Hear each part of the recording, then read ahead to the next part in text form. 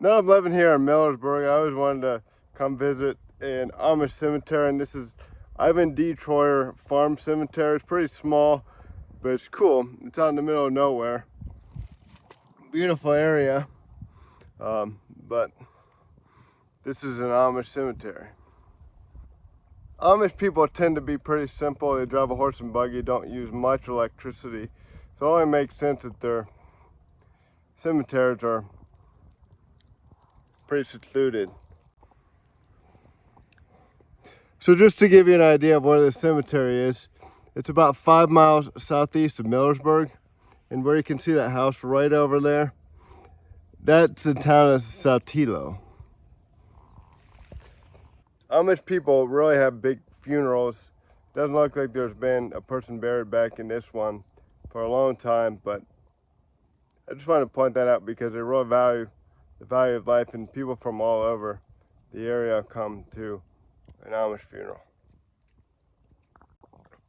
I'm not going to show you all of them, but I'll show you some of them. This was David P. Troyer, born January 29th, 1892, died July 16th, 1968. Nathan and Sarah Miller, husband and wife. Sarah was born on June 4th, 1927, died November 20th, 2020. And Nathan was born September 14th, 1918, and died April 2nd, 1983.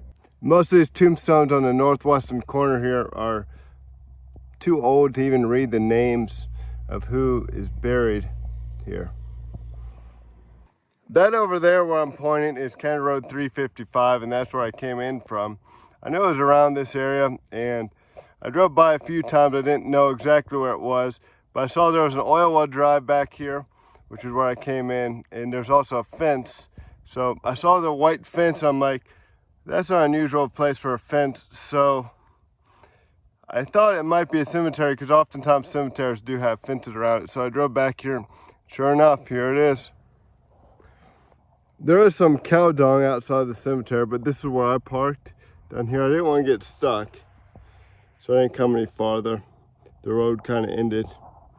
And back here is the cemetery.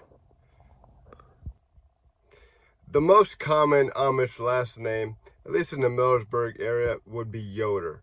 I was surprised I didn't see any Yoders buried back in that cemetery. Of course, some of the tombstones were not readable, so possibly they could have been Yoders.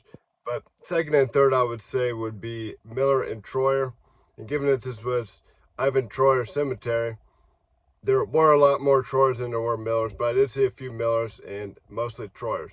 So those are also common Amish last names. So it doesn't surprise me there, but it was a fun trip, and hope you enjoyed the video. Thanks for watching.